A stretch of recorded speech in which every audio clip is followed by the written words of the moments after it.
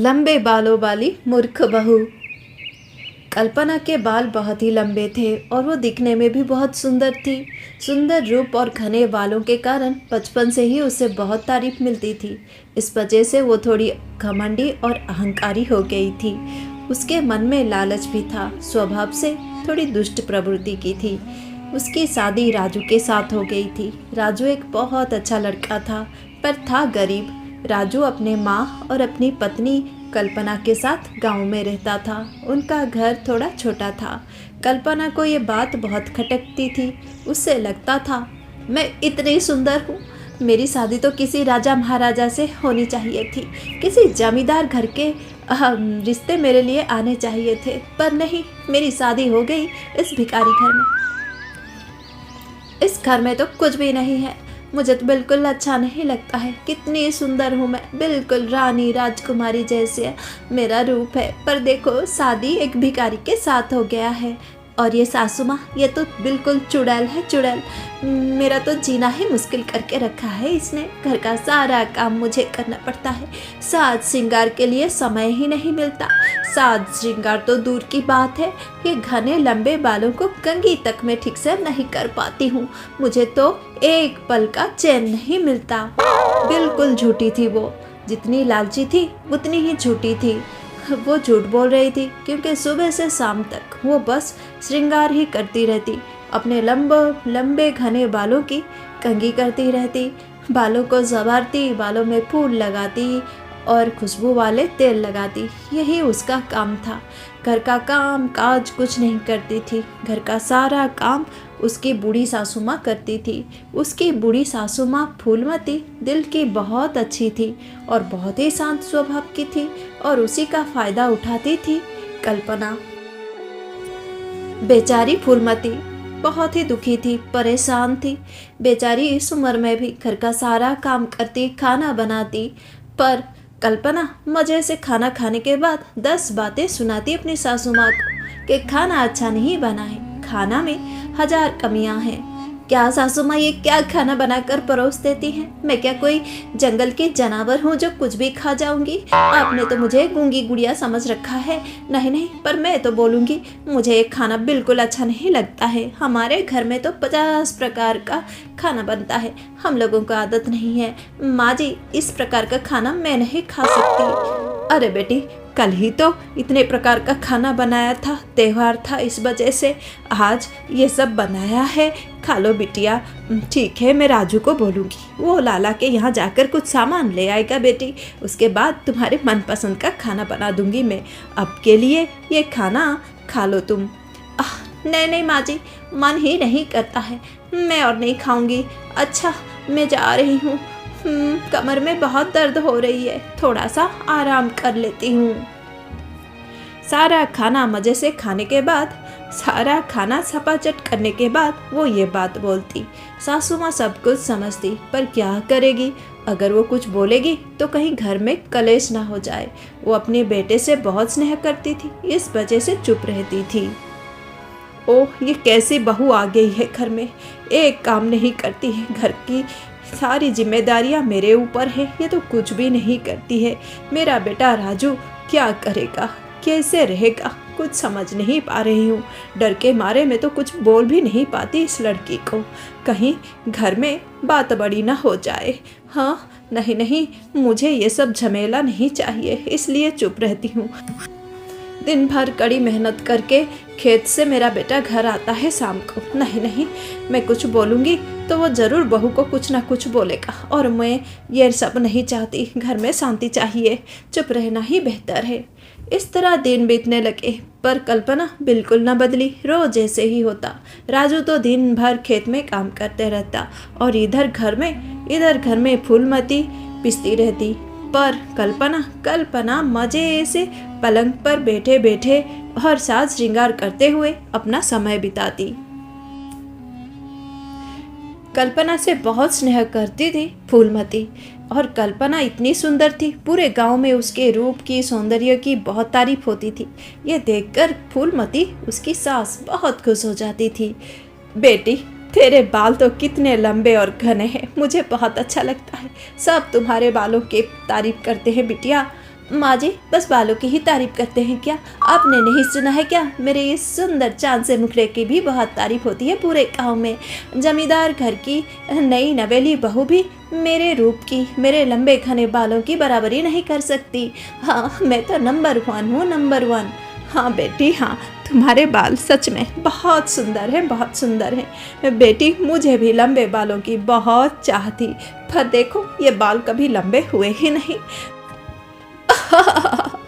माँ जी बुरा मत मानिएगा, पर आपकी ये छोटी सी चोटी देखकर मुझे बड़ी हंसी आती है, चूहे के पूंछ के जैसी है। पर फूलमती तो अपने बहू की तारीफ करती, पर उसकी बहू कल्पना उसका मजाक उड़ाती रहती। फूलमती के बाल बहुत ही कम थे, कमजोर बाल थे, छोटी सी चोटी होती थी।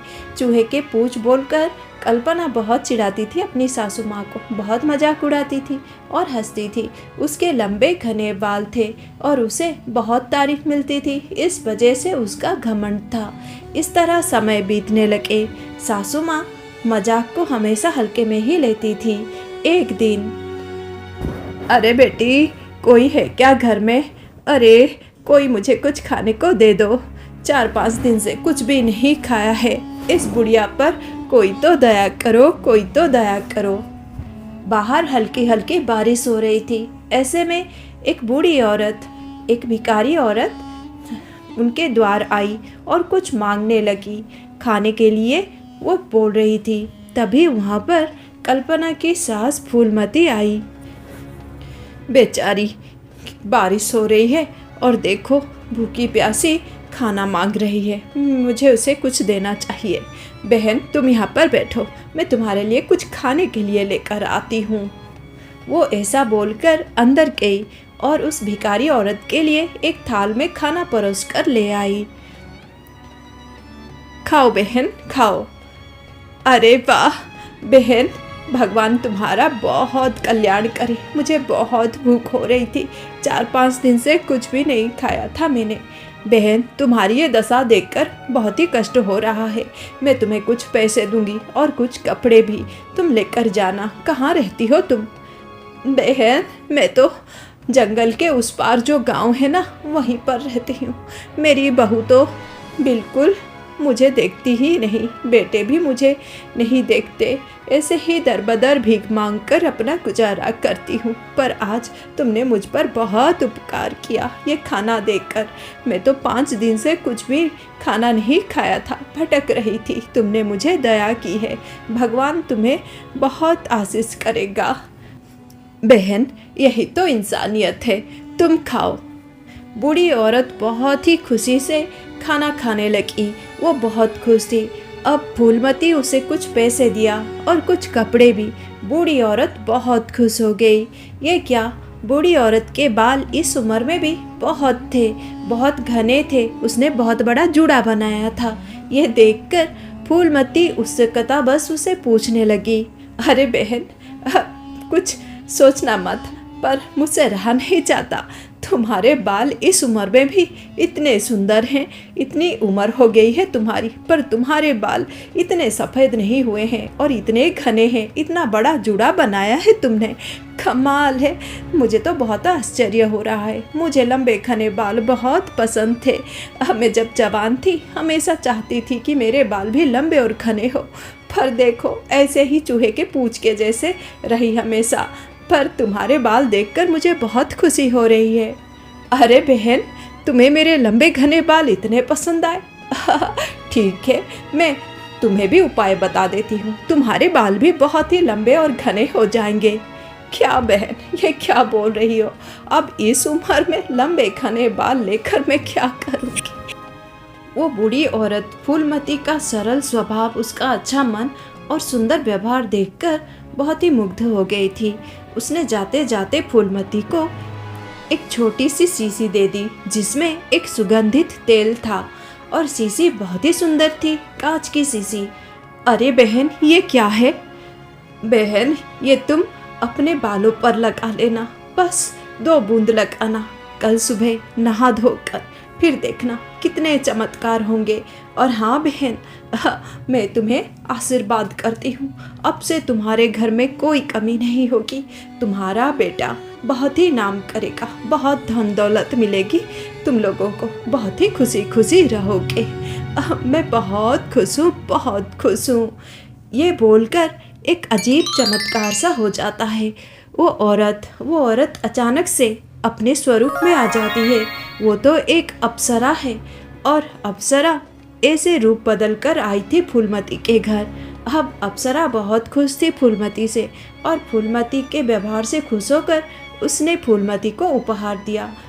यह सब देखकर फूलमती तो चौंक गई, और अप्सरा खुशी खुशी अदृश्य हो गई। दूर से ये सब देख रही थी फूलमती की बहू कल्पना। अरे रे रे, क्या देख लिया मैंने, ये तो अद्भुत है, चमत्कार है। हाँ, हे भगवान, क्या कुछ हो गया मेरे आंखों के सामने। मैं तो गुस्सा कर रही थी कि मेरी सासू माँ क्या कर रही है, ये गंदी बुढ़िया को क्या दे रही है। मैं तो डांट लगाने जाने वाली थी, अच्छा हुआ रुक गई जो ये सब देख लिया मैंने। बहुत खुश थी कल्पना और उसकी सासू माँ भी। सासू माँ ने भी सारी बात कल्पना को बता दी। अब कल्पना सुबह होते ही जाकर नहाकर आ गई। अरे बेटी, तुम्हारे बाल तो इतने लंबे हैं, तुम क्या 2 बूंद फिर से लगाओगी ये तेल अपने बालों में? हाँ हाँ माँ जी, मुझे और भी सुंदर बनानी है अपने बाल। मैं तो और लंबे घने बनाऊंगी। अप्सरा ने बोला है तो और भी ज़्यादा सुंदर हो जाएंगे मेरे बाल। अच्छा बेटी, ठीक है, पहले तुम लगा लो, अब फिर मैं लगाती हूँ। हाँ हाँ माँ जी, पहले मैं लगाती हूँ, फिर आप लगाना। बुढ़िया कहीं की, इस उम्र में इसे लंबे बाल चाहिए। 2 बूंद तेल के लिए यहाँ पर खड़ी है। मैं बुढ़िया को 1 भी बूंद तेल नहीं दूंगी, लंबे घने बाल तो मेरे ही होंगे, और 1-2 बूंद नहीं, मैं सारे तेल अपने बालों में लगा लूँगी। फिर क्या था, फिर कल्पना ने सारे तेल अपने बालों में डाल दिया। उसके बाद और क्या होना था, एक धमाका सा हो गया। और फिर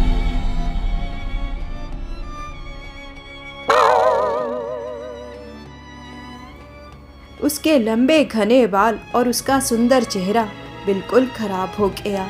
पर हाँ, अप्सरा ने आशीर्वाद भी तो किया था धन की, इस वजह से कुछ दिन बाद वो लोग बहुत अमीर हो गए थे।